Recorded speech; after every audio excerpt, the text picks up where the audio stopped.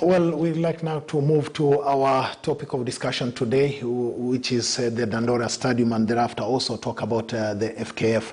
And you'll remember that the Ethics and Anti-Corruption Commission has flagged irregularities in the procurement of construction of Dandora Stadium. Last week, the anti-graft agencies told the Senate committee that preliminary findings revealed flaws in the tendering process of the multi-million shillings project. The stadium was scheduled to be completed last year, but a standoff between Nairobi County government and the contractor Scanjet Construction Company affected the project. The firm was constructing the stadium at a cost of 350 million shillings. Now, in the studio, I have my guest, Milton Nyakundi, Godfrey Wabuko, who is the chairman of the Dandora community group that is pushing for the construction of the Dandora Stadium, as well as Javan Omondi, who are also from the Dandora community. Javan and Godfrey, karibuni sana. Asante. Thank you very much. Yes, good to see you. And I remember, was it last year or 2 years ago, we met at Dandora Stadium, and there was always so much hope that stadium was going to be completed anytime soon. But it seems nothing has happened. What is happening there, Godfrey Wabuko? Bring us up to speed. Yeah, nothing has happened, but we are still pushing on. So many cases with anti-corruption and the contractor Scanjet, but hopefully soon the stadium will come to its completion. It's just a matter of time now.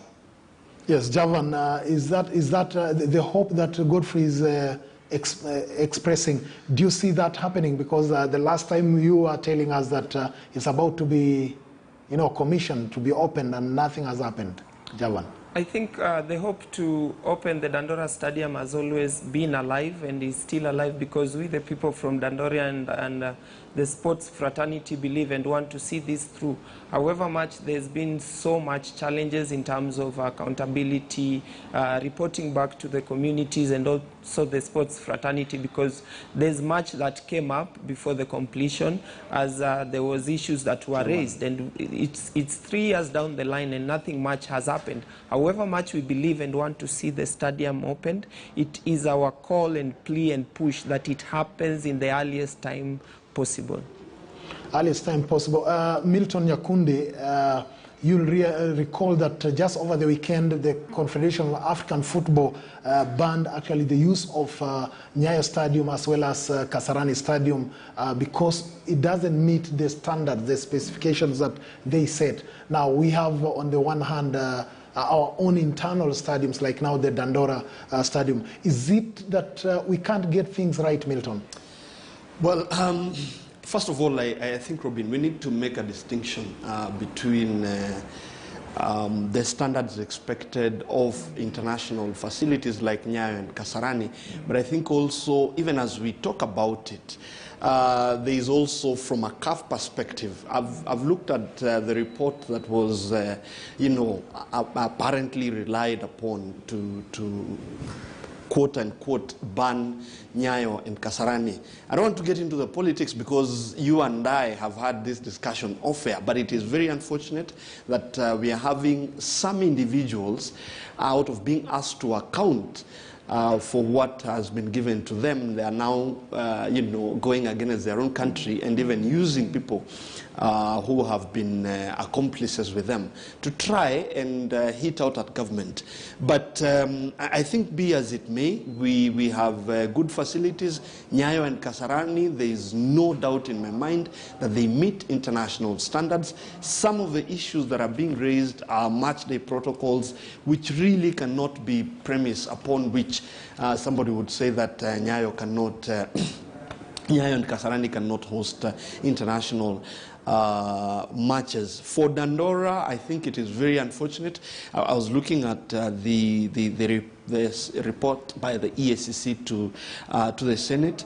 It is unfortunate that a dispute, a contractor is engaged with the county government over deviations from the original, and it says the reinforced concrete, deviation to steel. terraces. So really, this is an issue that needs to be resolved. The youth of this country, they deserve, that infrastructure for them to exploit their talents. There was a lot of excitement around that facility. I remember, I think it was 2 years ago, when, then Governor Sonko was in office, and everything seemed to be moving very fast. So for me, I think this is a matter that needs to be resolved as quickly as possible so that the people of Dandora and the other 3 facilities that have stalled can get value for their money. Already, 138 million has been paid to the contractor. The 1 billion that has been set aside. I think we need to see things moving. Let us get away from this narrative that is now becoming very popular, Robin, where people are talking about in 6 months, in 3 months. We need to get into the reality of things and get things moving. And if people, my mantra is, let people be held accountable for what has been given to them. To whom much is given, much is expected. Yeah, because when I talked to, or we did a story about Dandora Stadium, and I met Godfrey Wabuko, and there was always that excitement, and I thought really it will be a big thing for this country. One of the top Kenyan footballers, that is Joanna Omolo, is actually a product of Dandora the stadium, or the activities around that. So I don't know, from where you sit, Wabuko, who is to blame for all this, push and pull? First of all, I think the county government, was the one who were responsible.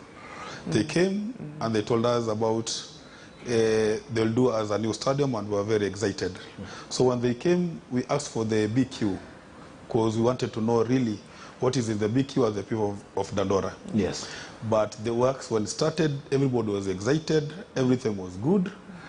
And when we were still requesting for the BQ, we were not given anything. Just to realize, after works being done around 85%, 85% then we were being told that our stadium was supposed to be concrete instead of steel.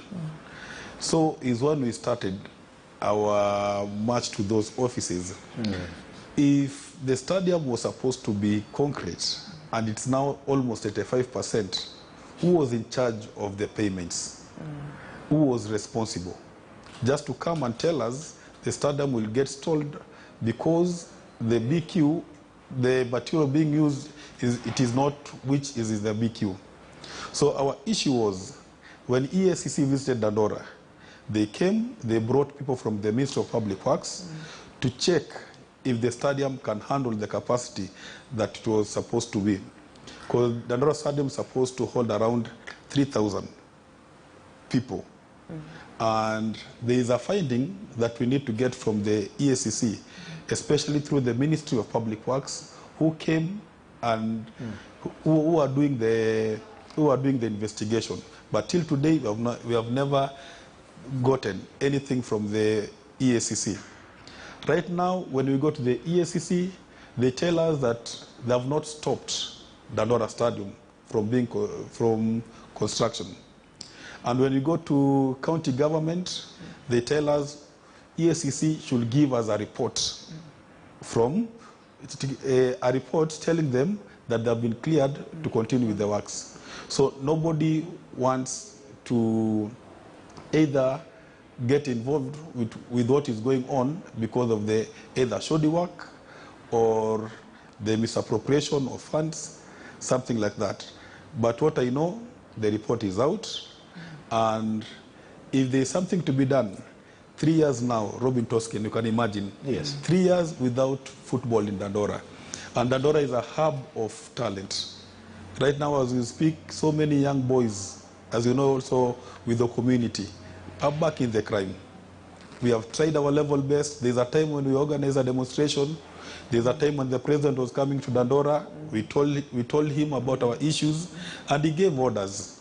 Very clear orders. The president gave orders. Yes. Very clear orders. And nothing done. And he told the ministry or the county government, if there's an issue, let the investigation go on, but the people of Dandora to be given their stadium back. But since then, we have been to those offices, nothing has been happening. If I may ask Javan, Yes. that the construction works get to almost 85%, which is almost completion, then they realize that the bill of quantities, what you are calling BQ, Yeah. states otherwise, that it should have been concrete and not steel it is now. The question would be, who authorized the contractor to vary the BQ so that they use steel and not concrete? Because I don't want to believe that the contractor can decide on his own that we are going to do steel and not concrete. As per the report that was given to the Senate by EACC, which says clearly that that is the situation, or rather what happened, it clearly also shows the lack of accountability and competence with the Nairobi county government that was given the mandate and the resource to see this work through.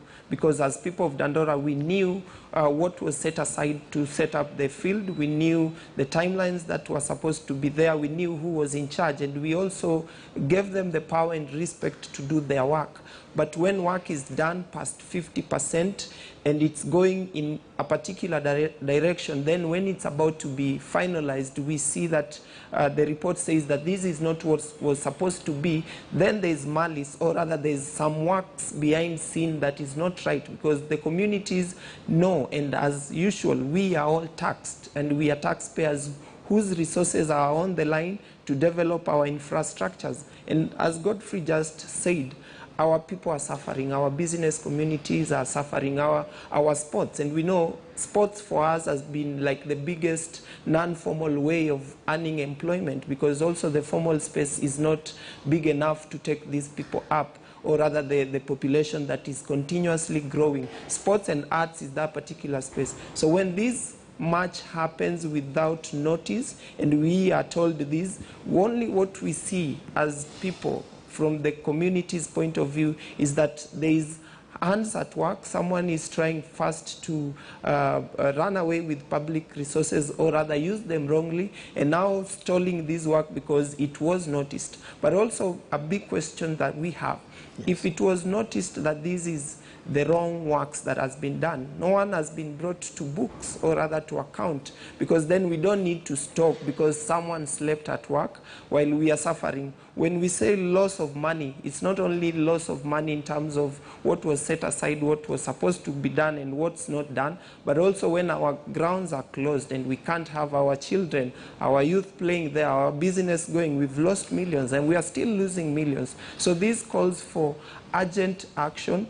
Who was given the direct responsibility? Because we know there is someone or some individuals that were given direct responsibilities. Then they need to come out and tell us what went wrong, or at what point did someone lose the track. Then we can move on.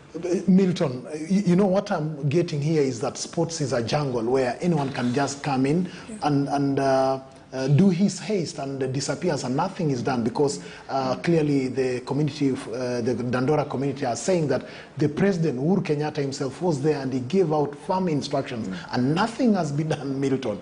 This is a jungle.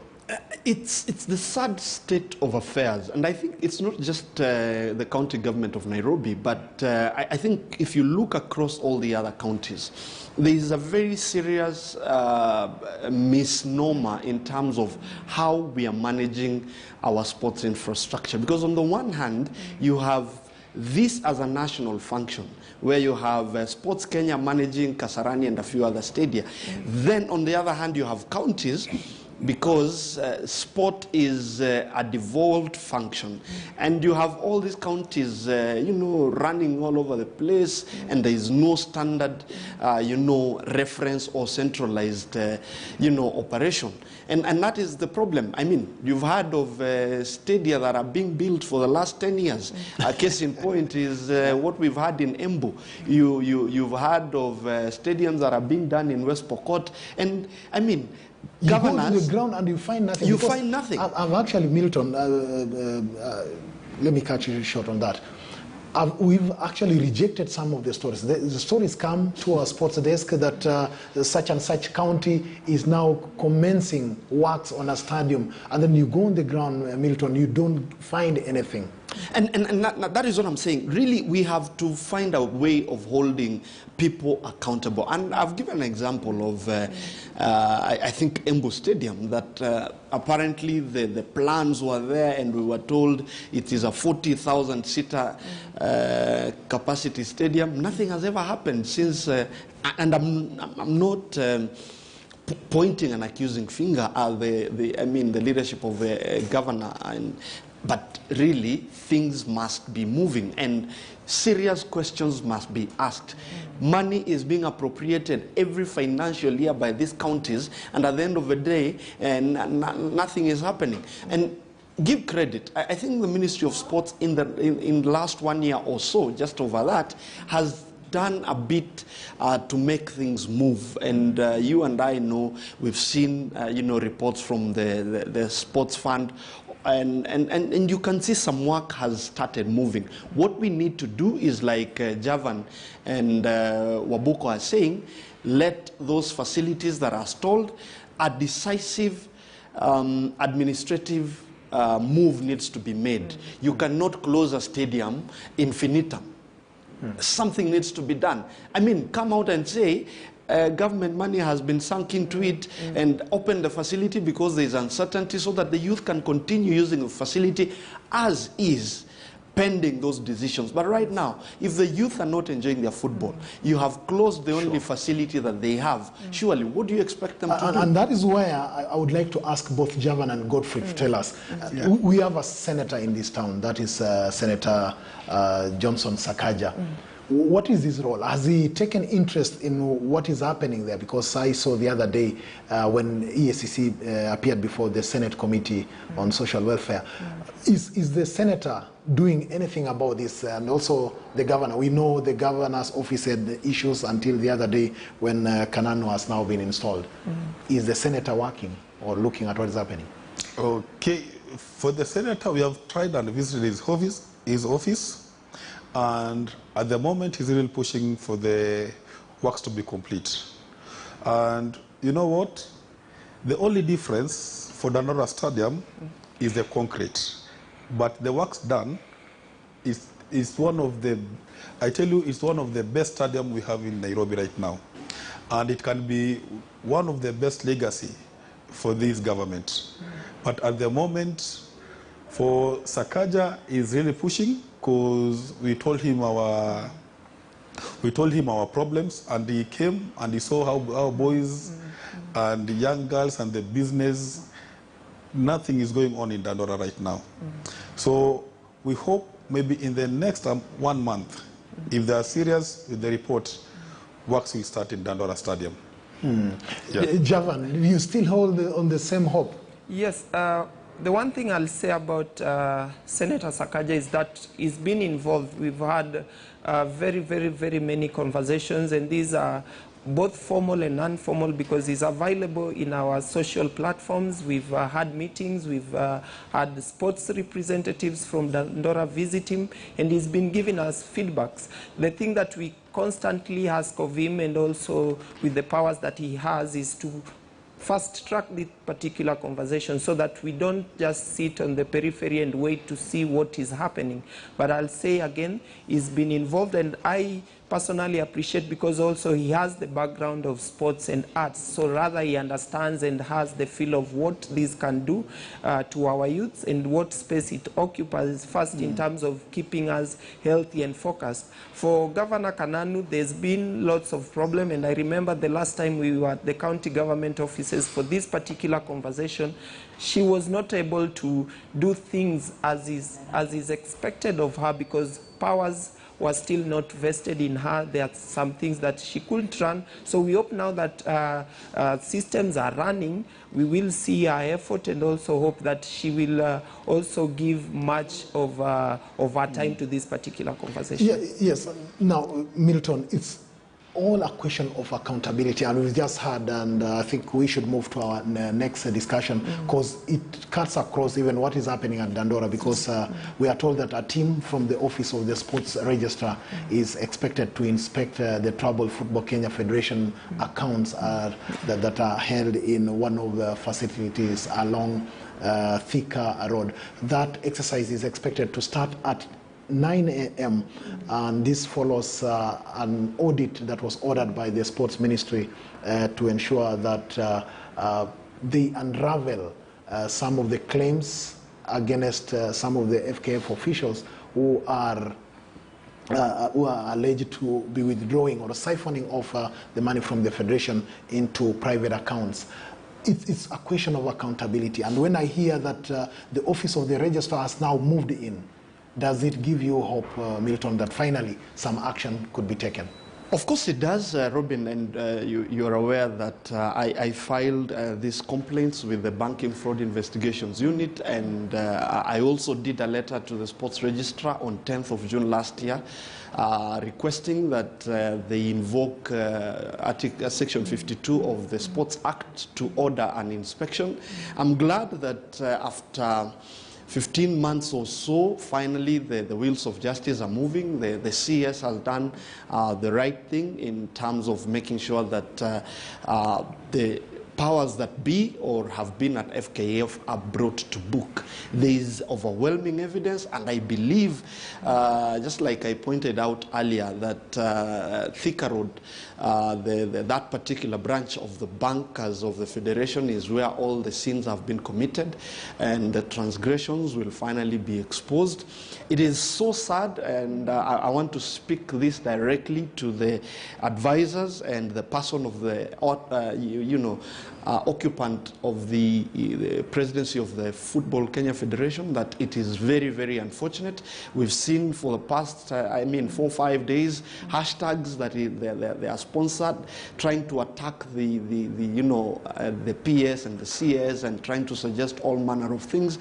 It is really, really unfortunate. And I want to say this without fear of contradiction, that and I will mention the name. People don't like me mentioning. No, it is not for legal reasons, of course. It is you not can't mention personal. names because they are not here. It is not personal, but I want to say this.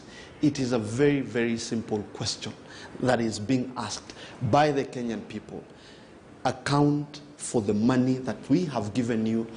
And it is that simple. It does not matter how many hashtags you're going to run. It does not matter how you are going to attack the state officers who are doing their job on behalf of the Kenyan people. We are simply saying the money that has gone to Kandanda House is in public trust, whether that money has come from FIFA, whether that money has come from CAF, whether that money has come from sponsors. It is being given in public trust on behalf of the youth of this country. You're not going to blackmail this country. You're not going to blackmail government.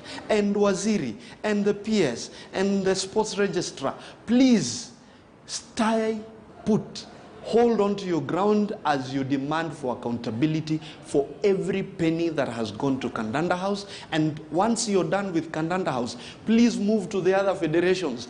This monkey business of people thinking that they can blackmail government in the name of international bodies that they are affiliated to, it has to stop.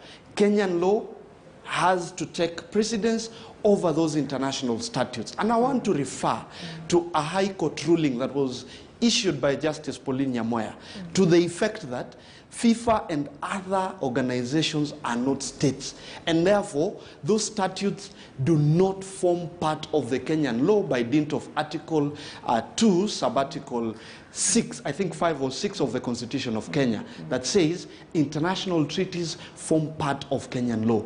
Those statutes by international sports organizations do not form part of the Kenyan law, but we have allowed them because of that affiliation. Therefore, don't be blackmailed. We have the Sports Act.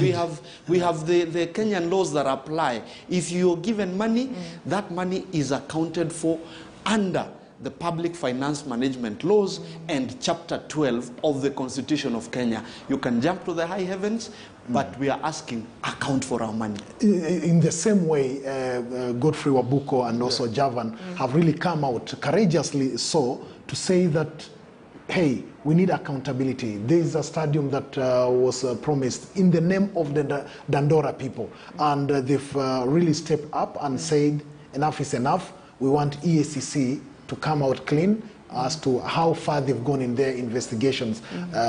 Javan, do you think that only two of you, I don't know if there are two of you or it's a committee or the community of Dandora that has decided that finally enough is enough and that we should be able to hold the people in charge to account? I think I would want to say that we are just a representation of the bigger multitude of people who are continuously and tirelessly following on this particular case. I personally work with Dandora Community Justice Center, and this is a home of so many organizations, those that are affiliated to sports and those that are not, because also for Dandora Stadium it's not only about sports, but it's also about the economical well-being of the space that we are in.